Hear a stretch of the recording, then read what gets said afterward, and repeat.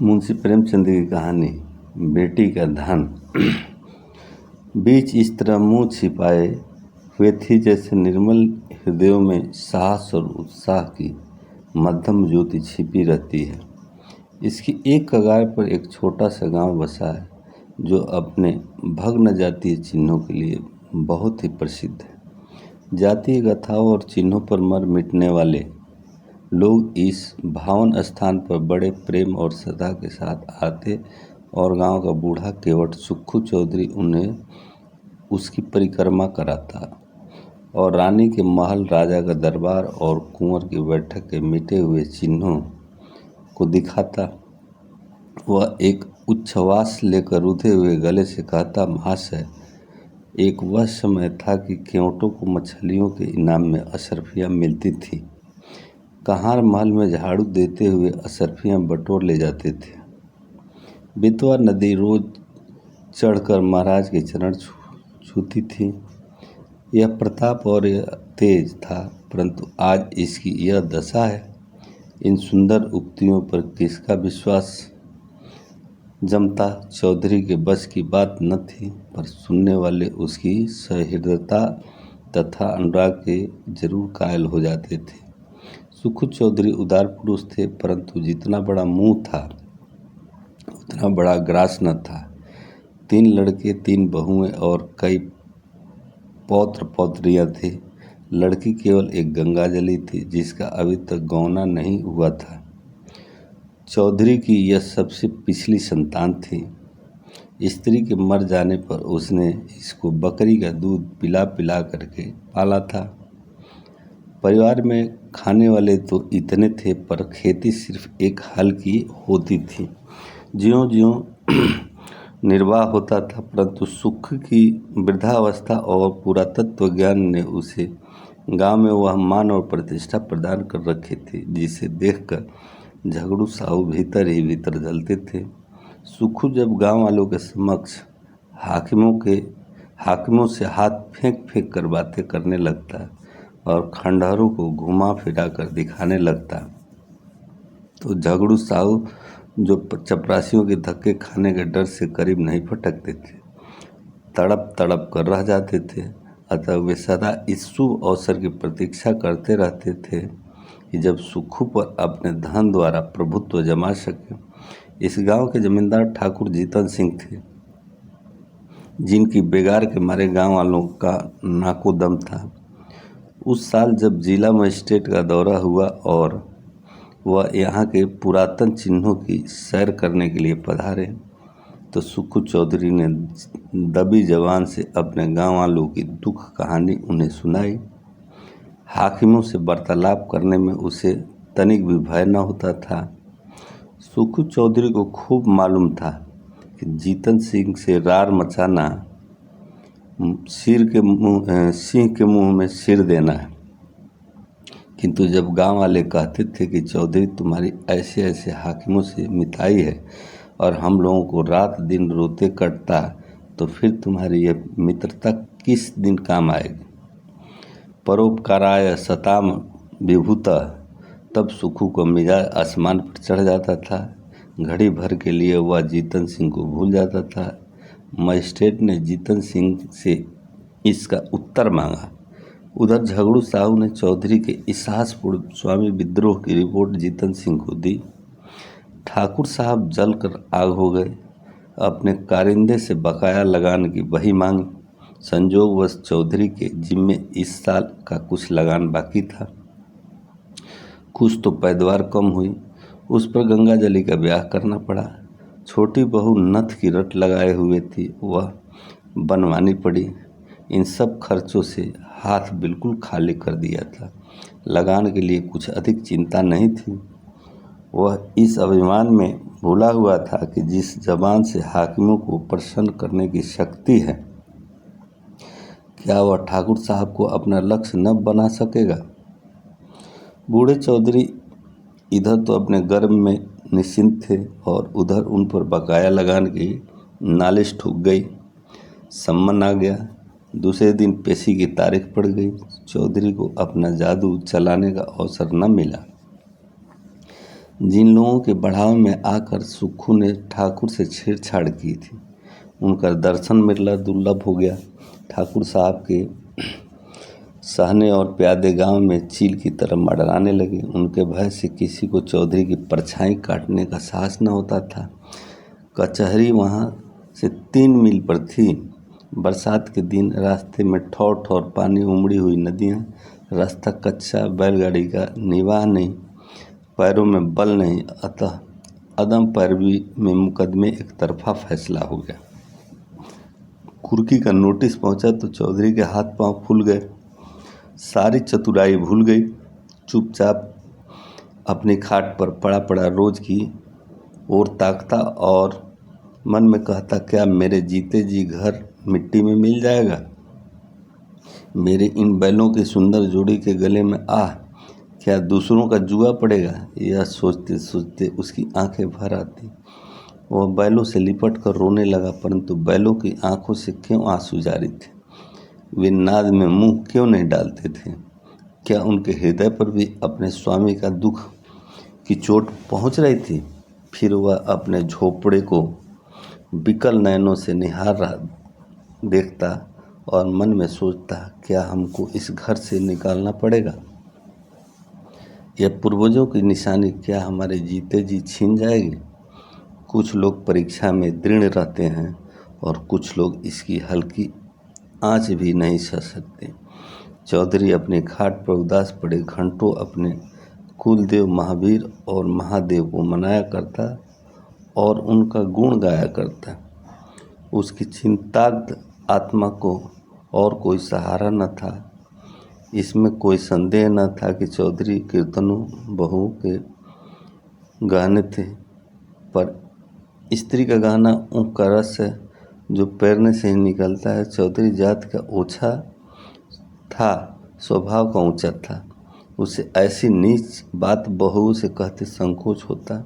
कदाचित यह नीच विचार उसके हृदय में उत्पन्न ही नहीं हुआ था, किंतु तीनों बेटे यदि जरा भी बुद्धि से काम लेते तो बूढ़े को देवताओं की शरण लेने की आवश्यकता न होती।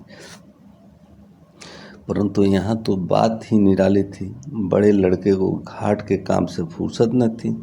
बाकी 2 लड़के इस जटिल प्रश्न को विचित्र रूप से हल करने के मंसूबे बांध रहे थे।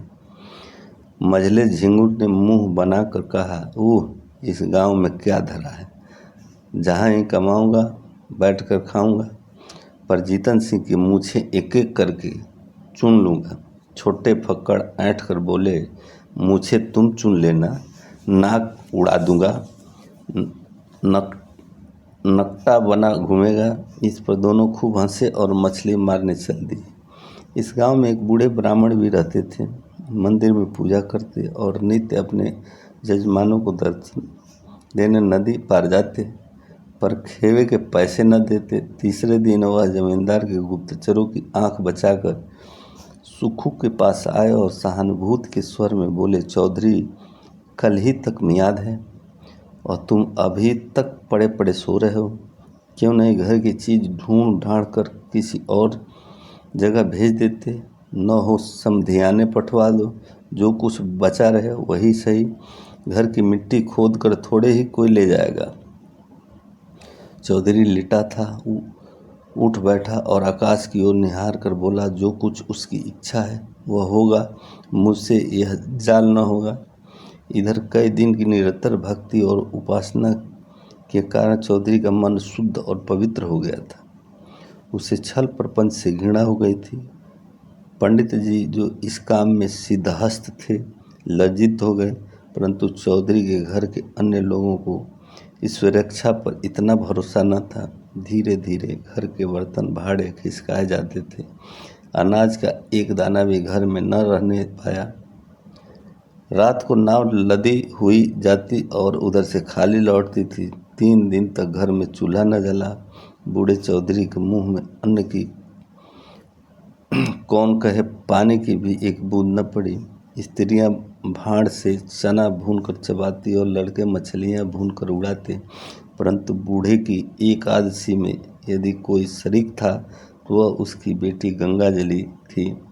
वह बेचारी अपने बूढ़े बाप को चरपाई पर निर्जल छटपटाते देख बिलख बिलख कर रोती। लड़कों को अपने माता पिता से वह प्रेम नहीं होता जो लड़कियों को होता है। गंगाजली इस सोच विचार में मग्न रहती थी, दादा की किस भांति सहायता करूं? यदि हम सब भाई बहन मिलकर जीतन सिंह के पास जाकर दया भिक्षा की प्रार्थना करें तो वे अवश्य मान जाएंगे, परंतु दादा को कब यह स्वीकार होगा? वह यदि एक दिन बड़े साहब के पास चले जाएं तो सब कुछ बात की बात में बन जाए, किंतु उनकी तो जैसे बुद्धि ही मारी गई है। इसी उधेड़-बुन में उसे एक उपाय सूझा। कुमलाया हुआ मुखार बिंदु खिल उठा। पुजारी जी, सुक्खू चौधरी के पास से उठकर जाओ। और चौधरी उच्च स्वर में अपने सोए हुए देवताओं को पुकार पुकार कर बुला रहे थे। निदान गंगाजली उसके पास जाकर खड़ी हो गई। चौधरी ने उसे देखकर विस्मित स्वर से पूछा, क्यों बेटी, इतनी रात गए, क्यों बाहर आई? गंगाजली ने कहा, बाहर रहना तो भाग्य में लिखा है, घर में कैसे रहूं? सुक्खू ने जोर से हाँक लगाई, कहा, गए तुम कृष्ण मुरारी मेरे दुख हरो। गंगाजली खड़ी थी, बैठ गई और धीरे से बोली, भजन गाते तो आज 3 दिन हो गए। घर बचाने का भी कुछ उपाय सोचा कि इससे यूं ही मिट्टी में मिला दोगे? हम लोगों को क्या पेड़ के तले रखोगे? चौधरी ने व्यथित स्वर में कहा, बेटी, मुझे तो कोई उपाय नहीं सूझता। भगवान जो चाहेंगे होगा। बेग चलो गिरधर गोपाल, काहे विलम्ब करो। गंगाजली ने कहा, मैंने एक उपाय सोचा है, कहो तो कहूँ। चौधरी उठकर बैठ गए और पूछा, कौन उपाय है बेटी? गंगाजली ने कहा, मेरे गहने झगड़ू साहू के यहाँ गिरवी रख दो, मैंने जोड़ लिया है, देने भर के रुपए हो जाएंगे। चौधरी ने ठंडी सांस लेकर कहा, बेटी, तुमको मुझसे यह बात कहते लाज नहीं आती? वेद शास्त्र में मुझे तुम्हारे गांव के कुएं का पानी पीना भी मना है, तुम्हारी ड्योढ़ी पर भी पैर रखने की निषेध है। क्या तुम मुझे नरक में ढकेलना चाहती हो? गंगाजली उत्तर के लिए पहले से ही तैयार थी। बोली, मैं अपने गहने तुम्हें दिए थोड़े ही देती हूँ, इस समय लेकर काम चलाओ, चैत में छुड़ा देना। चौधरी ने कड़क कर कहा, यह मुझसे न होगा। गंगाजली उत्तेजित होकर बोली, तुमसे यह न होगा तो मैं आप ही जाऊंगी, मुझे घर की यह दुर्दशा देखी नहीं जाती। चौधरी ने झुझलाकर कहा, बिरादरी में कौन मुंह दिखाऊंगा? गंगाजली ने चिढ़ कर कहा, बिरादरी में कौन ढिढोरा पीटने जाता है? चौधरी ने फैसला सुनाया, जग हसाई के लिए मैं अपना धर्म न बिगाड़ूंगा। गंगाजली बिगड़कर बोली, मेरी बात नहीं मानोगे तो तुम्हारे ऊपर मेरी हत्या पड़ेगी। मैं आज ही इस बेतवा नदी में कूद पड़ूंगी।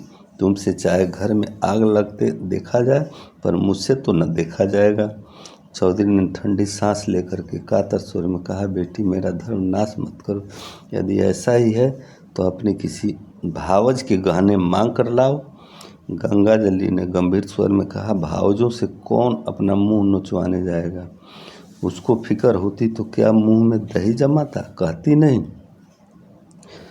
चौधरी निरुत्तर हो गया। गंगाजली घर में जाकर गहनों की पिटारी लाई और एक एक करके सब गहने चौधरी के अंगूछे में बांध दिए। चौधरी ने आंखों में आंसू भर कर कहा, हाय राम, इस शरीर की क्या गति लिखी है। यह कहकर उठे। बहुत संभालने पर भी आंखों में आंसू न छिपे। रात का समय था। बेतवा नदी के किनारे किनारे मार्ग को छोड़कर सुक्खू चौधरी गहनों की गठरी कांख में दबाए इस तरह चुपके चुपके चल रहे थे मानो पाप की गठरी लिए जाते हैं। जब वह झगड़ू साहू के मकान के पास पहुंचे तो ठहर गए, आंखें खूब साफ की, जिससे किसी को यह बोध न हो कि चौधरी रोता था। झगड़ू साहू धागे की कमाने की एक मोटी ऐनक लगाए बही खाता फैलाए हुक्का पी रहे थे और दीपक के धुंधले प्रकाश में उन अक्षरों को पढ़ने की व्यर्थ चेष्टा में लगे थे जिनमें स्याही की किफ़ायत की गई थी। बार बार ऐनक को साफ करते और आंख मलते पर चिराग की बत्ती उकसाना, दोहरी बत्ती लगाना शायद इसलिए उचित नहीं समझते थे कि तेल का अपव्यय होगा। इसी समय सुखी चौधरी ने आकर कहा, जयराम जी। झगड़ू साहू ने देखा, पहचान कर बोले, जयराम चौधरी, कहो मुकदमे में क्या हुआ? यह लेन देन बड़े झंझट का काम है। दिन भर सिर उठाने या छुट्टी नहीं मिलती। चौधरी ने पोटली को खूब सावधानी से छिपा करके लापरवाही के साथ कहा, अभी तक तो कुछ नहीं हुआ। कल इजरा डिग्री होने वाली है। ठाकुर साहब न जाने कब का बैर निकाला है। हमको तो 3 दिन की भी मोहलत होती तो डिग्री न जारी होने पाती। छोटे साहब और बड़े साहब दोनों हमको अच्छी तरह जानते हैं। अभी इसी साल मैंने उनसे नदी किनारे घंटों बातें की, किंतु एक तो बरसात के दिन, दूसरे एक दिन भी मोहलत नहीं। क्या करता? इस समय मुझे रुपयों की चिंता है। झगड़ू साहू ने विस्मित होकर पूछा, तुमको रुपयों की चिंता? घर में भरा है, वह किस दिन काम आवेगा? झगड़ू साहू ने यह व्यंग बाण नहीं छोड़ा था। वास्तव में उन्हें और सारे गांव को विश्वास था कि चौधरी के घर में लक्ष्मी महारानी का अखंड राज है। चौधरी का रंग बदलने लगा। बोले, साहू जी, रुपया होता तो किस बात की चिंता थी? तुमसे कौन छिपाव है? आज 3 दिन में घर चूल्हा नहीं जला, रोना पीटना पड़ा है। अब तो तुम्हारे बसाए बसूंगा। ठाकुर साहब ने जो उजाड़ने में कोई कसर न छोड़ी। झगड़ू साहू जीतन सिंह को खुश करना जरूर चाहते थे, पर साथ ही चौधरी को भी नाखुश करना मंजूर न था। यदि सूद दर सूद छोड़कर मूल्य या ब्याज सहज वसूल हो जाए तो उन्हें चौधरी पर मुफ्त का एहसान लादने में कोई आपत्ति नहीं थी। यदि चौधरी के अफसरों की जान पहचान के कारण साहू जी के टैक्स से गला छूट जाए तो अनेक अपव्यय करने, असलाहकारों की मुट्ठी गर्म करने पर भी नित्य प्रति उनकी तोंद की तरह बढ़ता ही जा रहा था।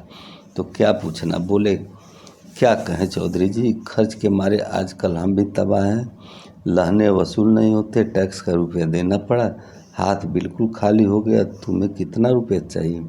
चौधरी ने कहा, 100 रुपये की डिग्री है, खर्च वर्च मिलाकर 200 के लगभग समझो। झगड़ू अपने दाव खोलने लगे। पूछा, तुम्हारे लड़कों ने तुम्हारी कुछ भी मदद न की? वह सब तो भी कुछ न कुछ कमाते हैं। साहू जी का यह निशाना ठीक पड़ा। लड़कों ने लापरवाही से चौधरी के मन में जो कुत्सित भाव भरे थे वह सजीव हो गए। बोले, भाई, लड़के किसी काम के होते तो यह दिन क्यों देखना पड़ता? तुम्हें तो अपने भोग विलास से मतलब। घर गृहस्थी का बोझ तो मेरे सिर पर है, मैं इसे जैसे चाहूँ संभालूं, उससे कुछ सरोकार नहीं। मरते दम भी गला नहीं छूटता, मरूंगा तो सब खाल में भूसा भर कर रख छोड़ेंगे। गृह कारज नाना जंजाल। झगड़ू ने तीसरी तीर मारा, क्या बहुओं से भी कुछ न बन पड़ा? चौधरी ने उत्तर दिया, बहू बेटे सब अपनी अपनी मौज में मस्त है। मैं 3 दिन तक द्वार पर बिना अन्न जल के पड़ा था, किसी ने बात भी नहीं पूछी।